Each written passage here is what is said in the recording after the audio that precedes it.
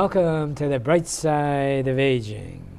My name is Ike Engelbaum. I'm a pharmacist and the publisher of the American Senior Gazette newspaper.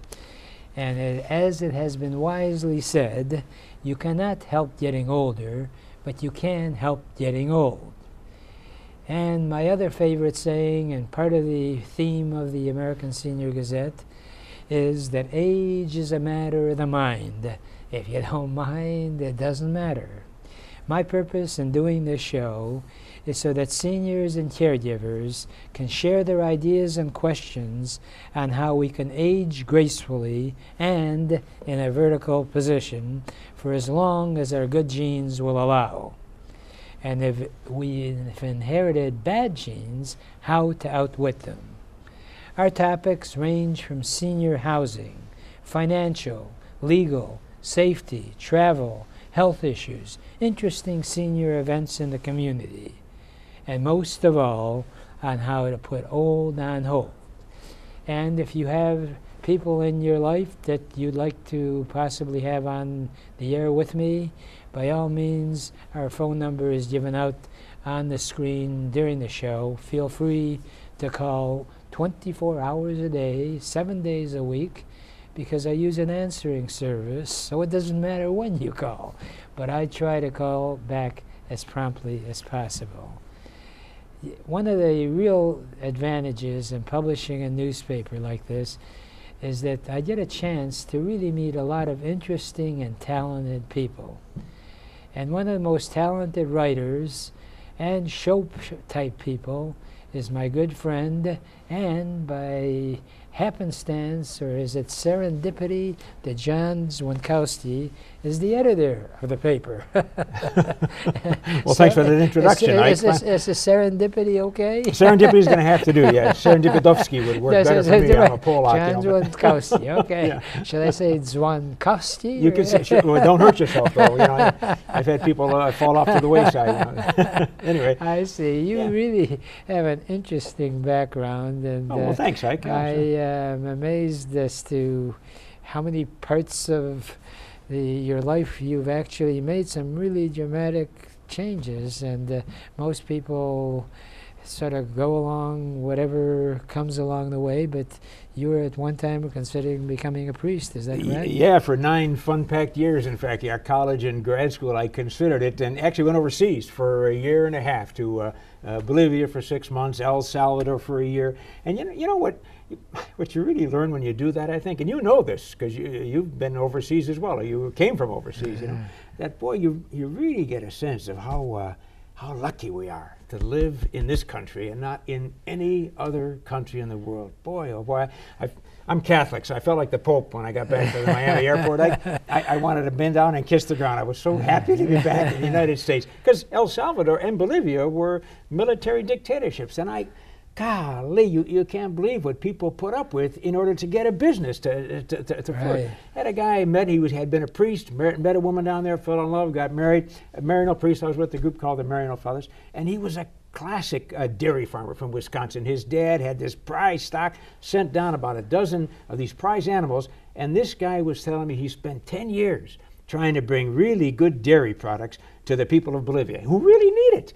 And he said every time there was a coup or a state of siege, there'd be a change in the administration, I'd have to pay off a bunch of other people under the table. And for 10 years, even though I have this wonderful homogenized pasteurized milk, I've barely been able to make enough profit to feed my own family. He decided to fold up everything and just come back to the States, where he could make a living, you know, because he had 3 or 4 kids by that time, you know. And I thought, wow, how lucky we are to be in this country, you know. So you learn things. You know? So, I believe it. Because I went through concentration camp, as you well know. I do, yeah. And nothing actually can be matched to be in a country like this, where I can do basically whatever I really want to do, and no one is going to restrict you because of race, religion, or what have you. It doesn't mean that there aren't like any other human beings walking, that there may be some discriminatory type remarks made, but in terms of what you want to do and where you want to go, You're not kidding, yeah. It's spectacular. And I get plenty of Polish jokes leveled at me. I think I know most of them. So, oh, you didn't tell that right, you know. So that's not so bad. But it is a joke. Yeah, but it's a joke. So what? It doesn't mean I can't go on and be a successful Polak, you know. No big deal. So. And I know you've got a phenomenal sense of humor because we've had a lot of fun together. I work with you. If I couldn't take a joke, I couldn't work. Right. Well, you've honored me, though, by allowing me to be the editor of that American Senior Gazette. I love it. And if I've been given any kind of a gift of writing or been trained to write, which I have been, I've been lucky that way. You have given me a gift in that I'm able to use it to reach a lot of people and talk to people like yourself, all the business associates you have that have an awful lot of wisdom that we can incorporate into that little newspaper. That really, it's a neat thing to do. Yeah. Well, you know, my wife is amazed many times when we start talking. What the heck you keep talking? So you never talk to me as long. Well, there's probably a reason for that. Yeah. Right. Well, we have similar interests. We have the same birthday, although a couple of years apart. You have more wisdom than I do. Well, the thing is I practice what I promote, and that is that aging is inevitable, wisdom is optional. I try to keep up with what indeed is out there that's worthwhile, and you've not only done great writing, and you have an editorial that I can't tell you, and I've called you when I get a call from one of the readers that say, "Hey, who is this guy that writes that?" I don't know if they want to. I don't know if they want to arrest you, but you move them, which is great. And you also do one-man shows. Well, for about 20 years now, my family and I, because my background is Catholic, I've got the master's in theology, so you get all the spirituality stuff. But it's you take it with a grain of salt. You don't want to get too hyper about it, you know. But yeah, I do a thing called an evening with Simon Peter, and I put on a beard because I can't seem to grow one very well, and I put on a costume, and my kids do the lighting and the sounds, and my wife does the makeup, and so I put on this hour-and-a-half presentation. It's a 2-act, 1 actor, and I for Christians, you know, you talk about Jesus dying, his passion and death, and the resurrection. And I tell that from a close-up point of view of Peter. Of course, it's all made up, you know, but it's an historical fiction, you know, and you can get people to laugh a little bit. A couple people leave a tear or two in the church, but that's kind of nice. It's got to be that emotional roller coaster before people actually grasp what the heck you're talking about, you know. Because whether you believe that this Jesus fellow was our God or not, he was a heck of a guy. He was a heck of a leader, and I just, you know, so anyway. Absolutely. So I try to tell it from a very human point of view. You know? Yes, so, well, a lot of fun. I've had the privilege of seeing you, and it's amazing how you draw that crowd. And it's only you, and you got a staff. And we're not talking a staff of people, we're talking like an old-time staff, right? That's right, yeah. Yeah, just the staff. That's my staff. That's your staff. But there's no benefits involved, so that's nice. You know? I see. Well, that's great. Did you actually, you mentioned about getting some writing background. Did you go to formal writing school type? You probably, I did. I took a lot of writing classes. My minor is in English in college and grad school. I also went out to a number of writers' conferences. Probably the most remote one was out in Portland, Oregon, which my company sent me to because I wanted to take a vacation out by Washington after Mount St. Helens. You know? So I took the kids, we took the plane fare, and we drove out instead, you know, and just had a great time. But what when you hobnob with people that write for a living, boy, you get all kind of tips, and get that first sentence in there. It's got to zing them. You got to have that emotional roller coaster. You know, if you don't tie in your beginning with your end, you're wasting your time. All this kind of nonsense that people get so serious about.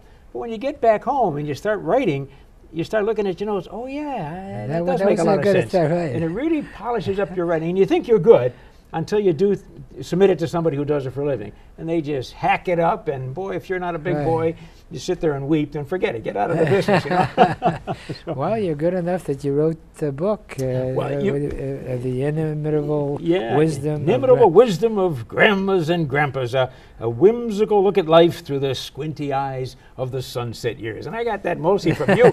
You say I write it. Yeah, I got squinty eyes. Is that what you're trying to Yeah, well, we both have a little bit of the sunset years. You know, I'm 62, and actually, I'm 62, and I direct the religious education programs in my parish. That's what I do part-time. I have my business, of course, at home. But I was in a session for little kids, and we're having these prayers. And I just turned 62, October 7th, same as you. And one of the kids, he's like probably 6 or maybe 2, I don't know. And he said, well, let's pray for our grandmothers. And I have a grandmother with a cancer, and I have an uncle that's, whatever, fighting diabetes. And one kid goes, I like to pray for my uncle, because he just turned 60, so he's really old, and we think he might die soon. That makes you feel good. Yeah, let's pray for that guy, because I might be his brother-in-law, So you and I collaborated. I mean, I got this Inimitable Wisdom book. It's a fun read, I hope you'd find, and it's also it's an easy read. It's a couple hundred pages, but it's taken from the people that we've met together. And when you get involved in theology and any kind of ministry, rabbinical ministry, Protestant ministry, priesthood, you meet a lot of people that are at the at the end of their lives, and they have a lot of philosophy and thoughts and regrets and hopes for their grandkids and stuff, and it's just it really touches you. It's neat to hear what they have to say. So we took a lot of that wisdom and put it down. There's some amazing people in this world. You and I both know that very well. You're better than me. Huh? Well, actually, I've been around longer than you. So. You certainly have. Yeah, you've been around the town a little bit more too. Yeah. But there's a lot of people that are dorks too. I really need a lot of prayer out there.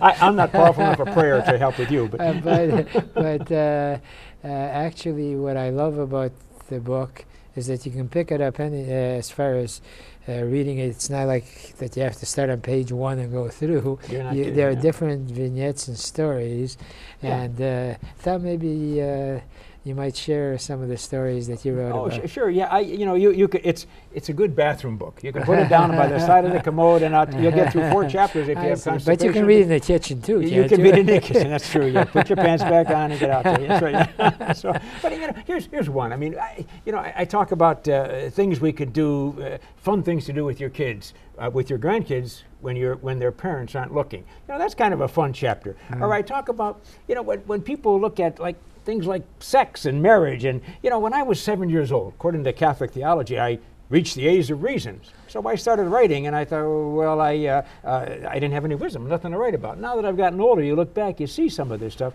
and you meet people that are grappling with pain or mental incapacity, and the way they cope with that, the way they survive in life, is really, I think very inspiring. So I incorporated those stories into the book. Wow, when there is more, unfortunately, we're out of time. We'll have to get you on again. It was a pleasure, Ike. And right now, we have to take a brief break, and we're going to be right back. And John, thanks keep on writing, sir. Yeah, thanks for having me on. Just hang in there.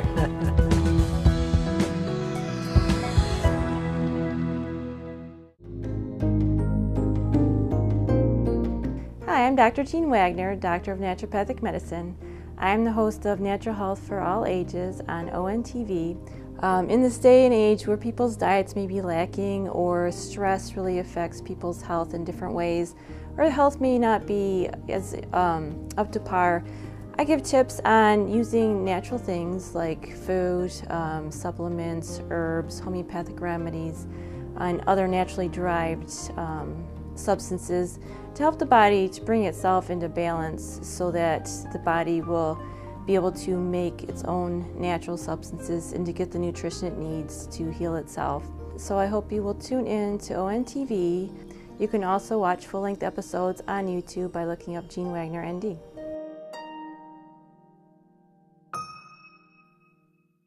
Prescription drug abuse is a national epidemic. The new in way to obtain drugs is through parents' or grandparents' medicine chests. Removing prescriptions from your cabinet is the best way to keep drugs out of the hands of our young people. We've got to work together to protect our teens, our seniors, and our environment. Clean out your medicine cabinet today. Please participate in Operation Medicine Cabinet and drop off your unwanted or expired prescriptions at one of our law enforcement drop-off sites in Oakland County. We can't ignore this situation anymore.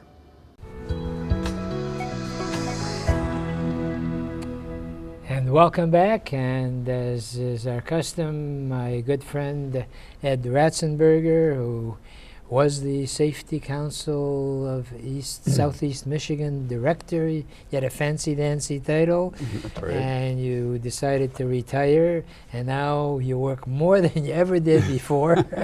You got How your did own that happen? That's because you said yes too often, Ed. I think that's it. And you have your own company called Safe Life, is that right? Right. and you're writing a book. Hopefully, that one of these days it might actually be a book. It might actually be there. It's going slower than I thought it would. But well, you we're going to do know, it. I've joked with you about the aging process, and that you can still do a lot of the same things, in many cases almost the same thing you did when you're younger. It's just at a slower pace, and you have to be more creative. Yeah, that's right. I always get a kick out of quoting the philosophy of George Burns, who once said, "I'm getting to that point in life now that when I bend down, I see what else I can do while I'm down there." That's right. And the truth is that we, as I like to hype ABCs of aging, A stands for accepting and adjusting to what's going on. And still, in this area, we are dependent so much on the automobile. That also starts with an A. So I thought we'd spend our segment in talking about safety, and who better could describe some of the issues about safe driving than the president of Safe Life, right? Yeah. See how all that ties in? Yeah.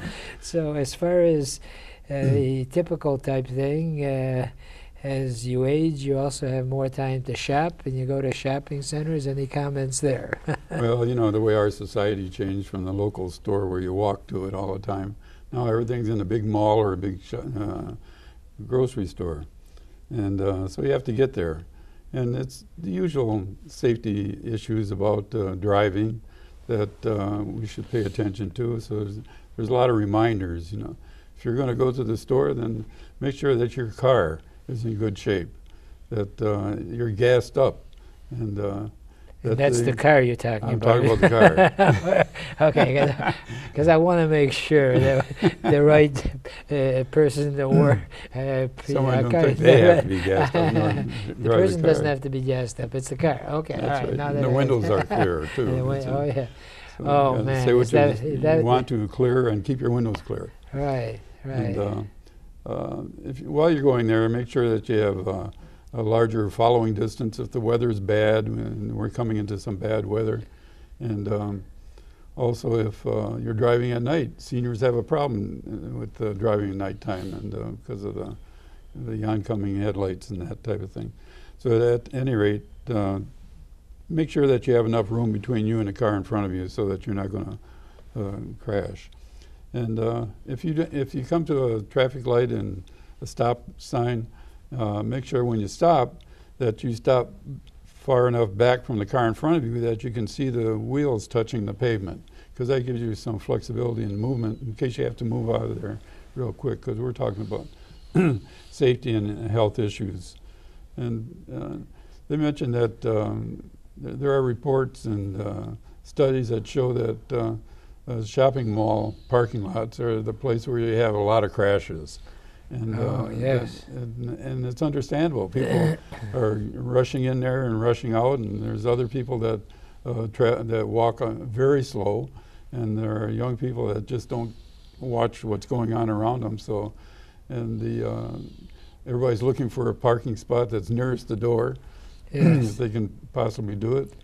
And except I remember when I was younger and I had a nice car, I found the farthest one, a parking space like you do once in a while. Oh yeah, no, But you have do a it, problem once in a while with No, that. oh yeah, well I have dings in the car, and I figure that why push my luck?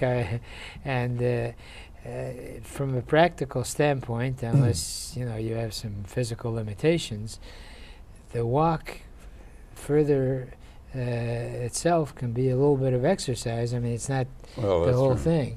So, and I am not making this up, and I think I shared with you, there was one day a while back that I went to 2 different shopping centers, and in each parking lot there was an accident. Oh. And it was the same screwball thing that, especially a younger person, I think they think it's a challenge as to how fast they can go down the lane. Yeah, right. And you got somebody pulling out at regular speed, and sure enough, there they hit the other car. And this was told to me when I first got my car, my driver's license, that whatever you do when you're in a congregate area, like parking, go slow. So even if you hit somebody, Well, that's at least it's not that big a dent. So that's right. So we try to remind people when they come into the parking area that they should slow down, put away the cell phone, get away with all those distractions, because you're going to be parking very shortly. And use your turn signals even if it's a parking lot, because you come up to an aisle and you'll sit there with somebody else sitting there because he doesn't know if you're going to go in, and you have to go out around them and that type of thing. So you really need to concentrate on that. And people don't concentrate on the aisle that they're in. They're concentrating, looking for parking spots, so they're looking in other directions on the other side. boy, oh boy, I'll tell you That something. happens a lot. You know, you remind me, and that is one of the advantages if you've driven for a while. I drive quite a bit, so I drive much more than the average driver, and because of the number of miles I've driven, without bragging, and this is not true just of me, but anyone who does a lot of driving, you sort of get a sixth sense of something that's about to go afoul. Right. And so many times people that, you know, especially coming out of the street, they'll look the opposite direction of where the car is nearest to them. In other words, if they're about to make a left-hand turn, they look on the traffic on the other side of the of the street. Meanwhile, this side of the street, the first one they're going to go, they don't even bother looking there. And I watch some of these people when I'm driving by one of these shopping centers, especially if there's more than one exit. Right. So, and this is really something that you sort of have to train yourself to anticipate what the other person is doing wrong. That's right. So it's amazing how easy it is to get into an accident, but what is that called? Actually, defensive type driving? Yes, it is. You try to anticipate what's going on. Right. And so we're coming into the parking lot, and we find a good spot, and it's really good. One thing we should do, because we're talking about security also, is take the GPS and the amount that it's on and put it in a glove compartment or something to hide that, because people steal those all the time. Oh, that's another thing as far as safety is concerned. Don't. In fact, some people have these change purses that they have in the front seat for a parking meter. Put that stuff away, because unfortunately they're professionals that walk through these parking lots. Some of them actually sit there in a car, and you know, you'd be amazed at some of the neighborhoods that really stuff is stolen right out of the car. Oh, that's right. And ladies ought to take their purse if they're driving and put it on the floor instead of putting it on a seat next to them, because quite often what happens is someone quickly gets the purse by opening the door very quickly. Because a lot of times they don't lock all the doors while they're driving, you know. It's and they should really do that. So, you know, once you're in the lot, then you got to get out of the car and you become a pedestrian. Well, many times people aren't watching that aren't watching for the backup lights and the exhaust pipe coming on, and maybe the turns. They're not looking for that. That's what they should look for in order to make sure that they're not going to be walking behind somebody that's backing out and they're not looking. They should try to get eye contact with any drivers that they see. And quite often people, a lot of seniors are shorter, because we get shorter when I think I'm 5 inches shorter than I used to be.